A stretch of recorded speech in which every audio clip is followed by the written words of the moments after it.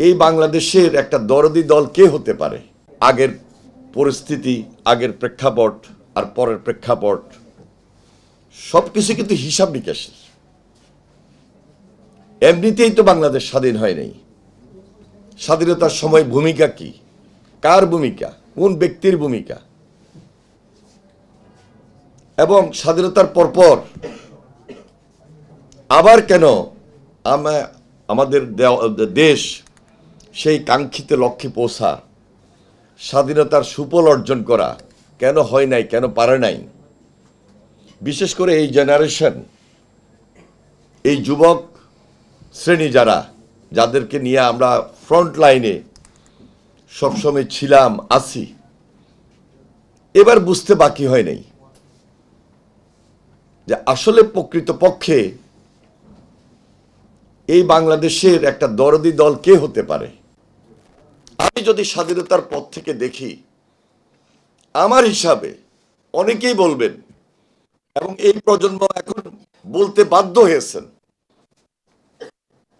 তাদের যে রক্তচক্ষু, তাদের যে ল্যাঙ্গুয়েজ, তাদের যে বডি ল্যাঙ্গুয়েজ, কথাবার্তা, আচার আচরণ, সেই স্বাধীনতার পর তাদের যে দুর্নীতি, দুঃশাসন, গুম খুন, আর এবার 17 বছর এসে হাসিনার নেতৃত্বে তার চেয়ে ভয়াবহ, ভয়ঙ্কর, দানবীয় কায়দায় দেশের মানুষকে জিম্মি করা, দেশের রাজনৈতিক দলগুলোকে অত্যাচার নির্যাতনের মধ্য দিয়ে ধ্বংস এবং নিঃশেষ করে দেওয়া, এবং শেখ হাসিনা সরাসরি বলেই ফেলেছিলেন আমার অ্যাবসলিউট পাওয়ার দরকার,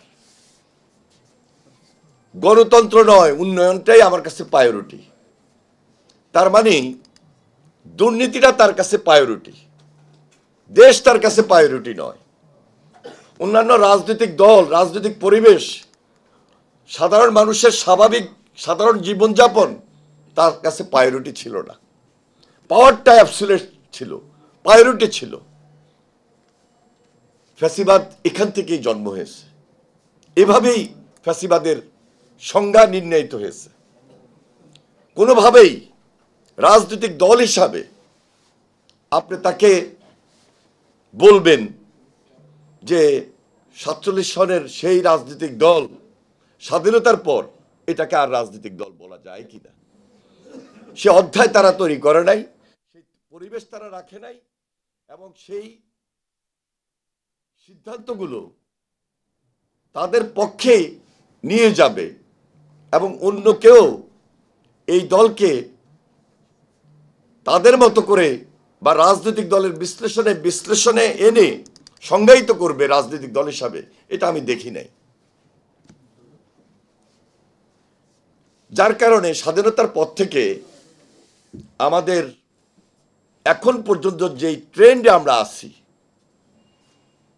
ওই আন্দোলন, ওই সংগ্রাম, ওই প্রতিবাদ আমাদের ছাত্র, যুবক, রাজনৈতিক দল এবং অন্যান্য সবার মধ্যে